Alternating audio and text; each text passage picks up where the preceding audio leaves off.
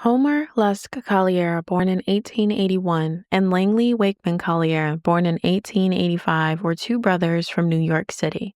They were descendants of a very wealthy family that went back hundreds of years. The Collyers were the kind of Americans that could easily trace back to their arrival during Mayflower times, and they took pride in knowing their own history. Their father was in medical school while the boys were younger, so their early life was not glamorous. The family lived in a tenement. Now, for reference, tenements were low-rise apartment buildings that were usually known for being cramped, had poor living conditions, and were kind of huge fire hazards altogether. It was a slummy way to live. Think like large, rundown buildings stuffed with multiple families per unit. If you were to compare it to a modern-day living situation, imagine like 4 full families being cramped into a 2-bedroom apartment. When their father became a doctor at Bellevue Hospital, they relocated to a brownstone in Harlem. It was the one that would one day become infamous. The move to this brownstone happened in 1909, and it was a huge upgrade. A 4-story brownstone in a nice area after living in such a cramped slum must have been such a breath of fresh air. It just wasn't for long. Both brothers attended Columbia University, however. Homer graduated with a degree in law, and Langley went for engineering. Dr. Collyer, their father, was an odd character and was known to use his canoe on the East River to work occasionally on Blackwell's Island, and then he would carry that canoe back home to Manhattan. When I looked that up, I'm not too sure if it's accurate, but it says it's about an hour and a half worth of a walk. So imagine him trekking it, holding his canoe. Their mother, Susie Collyer, was a homemaker, and she made life comfortable for the boys throughout their entire childhood and even when they visited back home from school. Unfortunately, in 1919, their mother and father divorced.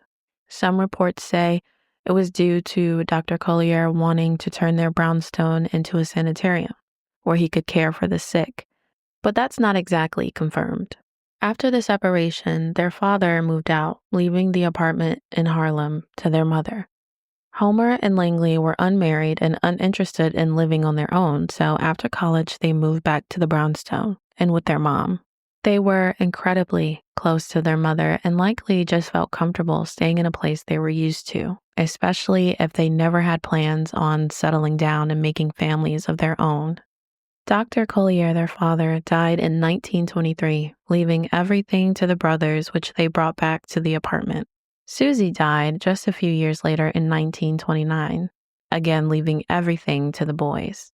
At this point, in 1929, Homer is 48 years old and Langley is 44. After their mother passed, they continued to live what looked like pretty normal lives. Both brothers remained single and living with only each other, which may have been a little odd to some, but in general, they socialized, they left the brownstone regularly, and they were even active in their church. The brothers were just kind of inseparable.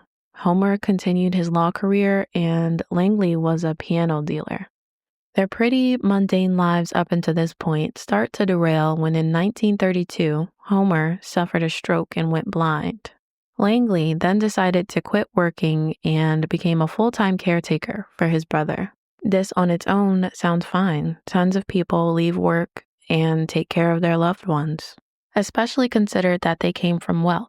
Plus, they inherited their home and everything else they owned, so financially, they should have been fine.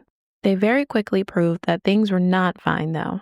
The brothers lived in an upper-class neighborhood once upon a time, but now their area in Harlem was affected by the Great Depression and was quickly changing. The fear was based in racism, unfortunately. Black people moving in around them made it so that the brothers were becoming agoraphobic, and leaving their home felt like an impossible task. They were terrified to go outside, and this story begins to take a sharp left, all because their racism and ultimately their mental health made it so they could not leave their home. Langley, caring for his brother, also descended into some weird practices, to say the least. He did not take the time to see a doctor or even have an in-house physician to help out. Instead, he fed him weird, quote-unquote, remedies like 100 oranges a week, thinking it would cure his blindness eventually. He kept up the crazy diets while also bathing and reading to his brother, believing that one day everything would be normal again. Eventually, Homer became paralyzed due to inflammatory rheumatism, which still didn't change their minds about finding a doctor. So now his brother is paralyzed, blind, and his health is declining rapidly, and he won't find him a doctor. He's feeding him weird diets every day, all day, and thinking he's going to wake up one day and be totally fine, because who doesn't become paralyzed, eat 100 oranges a week, and wake up just fine? Mind you, in 1940, when this was happening, there were absolutely medications that could have helped his quick decline, but they let paranoia take over. Obviously, this is turning into a mental health episode for the both of them, but I just want to make it clear that this isn't some 1800s, no one had access to medicine kind of thing. Medicine to at least help him was available. The brothers, for some reason, believed that doctors would cut his optic nerve and that he'd never get his sight back. And they also thought that doctors might drug him, which would kill him quicker. I do think this is a smaller scale version of mass hysteria, which that hasn't been reported on as far as I could tell with these two brothers, but there's obviously some mental issues at play here.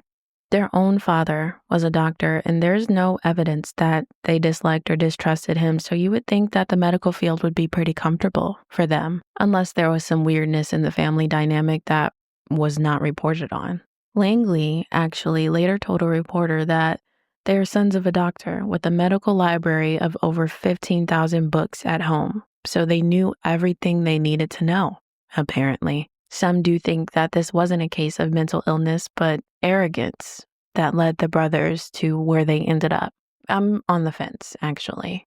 Of course, being so racist that you can't even leave your home makes them disgusting in my eyes automatically, but there is a chance that it wasn't all we know better than any doctor ever could kind of thing, and more so our brains are rotting, so we're stuck kind of thing.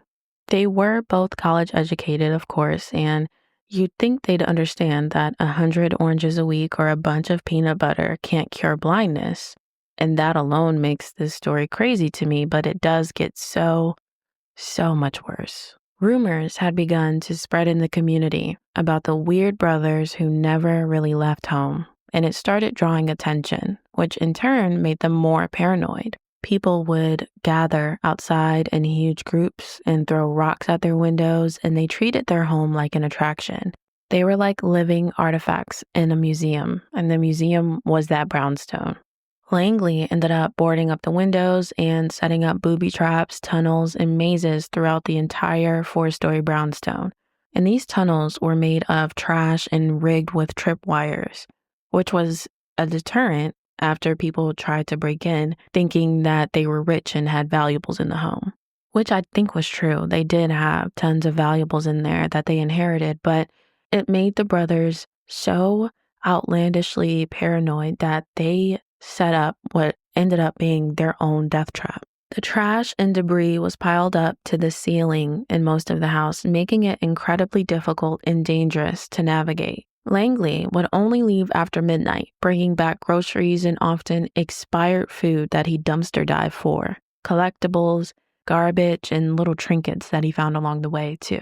By only a few years after their seclusion, the home was in shambles. By 1938, only 6 years into Homer's condition, all utilities were shut off due to non-payment. So they're living in a 4-story brownstone that is rigged from top to bottom, and now it's in complete squalor because they had no phone, electricity, water, or gas. He's going out every night in the middle of the night dumpster diving when technically he shouldn't have had to.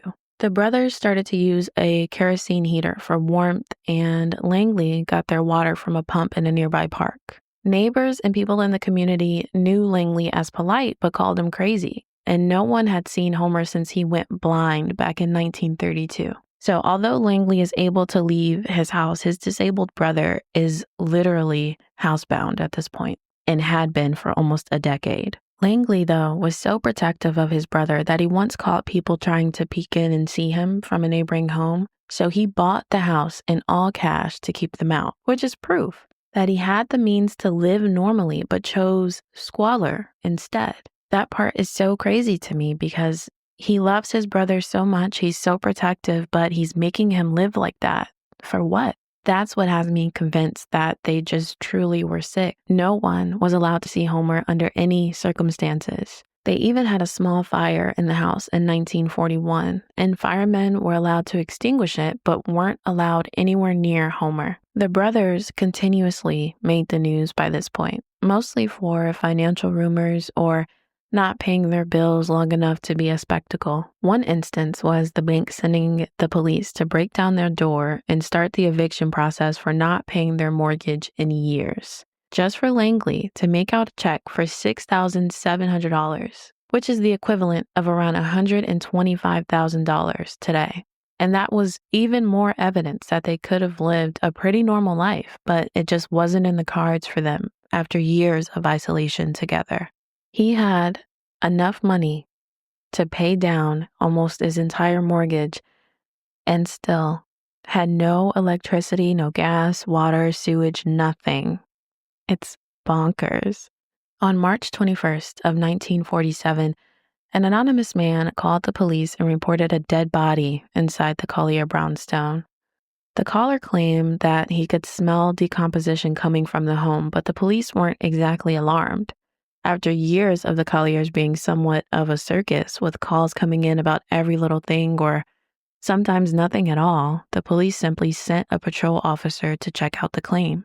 The officer found that there was no doorbell, no phone to call, all the doors were locked, and even the broken basement windows had iron bars on them. After gaining access inside, eventually reinforcements had to be called in, and a squad of 7 men began pulling out all of the trash that was blocking their way in. The living area was packed floor to ceiling so tightly with junk that the officer had to break into a second-story window. Even inside of that room, it was nothing but garbage piled high and strange booby traps lining every walkable space. It took over 5 hours of digging and tossing things before the team discovered that the anonymous man was telling the truth. Homer Collyer's body was found decomposing under mountains of junk. The medical examiner found that Homer had been dead for approximately 10 hours. He died from starvation and heart disease. And remember, Homer was the brother who was paralyzed and blind and extremely ill. Langley is the brother who was physically okay. He was the one out dumpster diving and cutting checks, but leaving Homer in squalor. Initially, it was thought that the tip had to have come from Langley. However, a neighbor confirmed that he was the caller and had heard a rumor about Homer being in there. Langley was basically in the wind, and he didn't even make it to Homer's funeral. A manhunt began for Langley shortly after and turned up nothing useful, even though tips flooded in saying he had been sighted in multiple places. While police searched for the brother, the cleanup effort was underway. In total, over 100 tons of trash was removed from that house. The largest portion of the junk came from Langley, who would leave the house in the middle of the night and then just chuck everything back into the house. For reference, 120 tons is about 240,000 pounds. Something I can't even begin to wrap my mind around. Around 2,000 people stood outside to watch the sheer madness of this cleanup effort, which lasted weeks. On April 8th, 1947, 18 days after Homer was discovered, Langley was found only 10 feet from where Homer died. That helps put a little bit into perspective how trashed this space was. It took them 18 days to find an entire body that was only 10 feet away from the first one. He was found in a 2-foot wide tunnel lined with rusty bed springs and a chest of drawers. His decomposing body was actually the cause for the smell reported by the neighbor, and he had been partially eaten by rats. It was determined that he died around March 9th, nearly 2 weeks before his brother. The leading theory was that Langley had been crawling through the tunnel to bring food to Homer when he ran into one of his own booby traps and ended up crushed by all the debris. His cause of death was determined to be asphyxiation. And as horrible as they were, of course, for being racist, degenerates, this is one of those stories that I read about years ago, and it really stuck with me. How far gone you have to be too paranoid to leave your house, to booby trap your entire house, and to end up being killed by that house. It is kind of sad that their paranoia got to the point where they were living in such horrible conditions unnecessarily, especially Homer. Langley should have gotten his brother the necessary medical attention. I mean, I couldn't find any reports on any extended family until after they died. And I have so many questions about why no one stepped in to at least help Homer. Langley, of course, was not paralyzed, was not blind, was not medically fragile. So if he wants to dumpster dive and live without water or heat, whatever, but his brother, yikes. To think if the tip about the decomposition smell had come in only a day earlier, they may have been able to at least save Homer from starving to death while he was surrounded by garbage and rodents. He was waiting on his brother to get back to him, and his brother died 10 feet away while he had to sit there and starve. It is depressing to think about, but it is some kind of like sick destiny that the brothers who decided to live their lives with only each other also essentially died with only each other. After all was said and done, the brownstone was in so much despair that it was deemed a fire hazard and completely demolished in July of 1947. Some of the items that were worth a few $100s got auctioned off, and some ended up in local museums. Their estate was eventually given to distant relatives who came forward only after they died. And the spot where their hoarded home once stood became a small pocket park that still stands in Harlem today.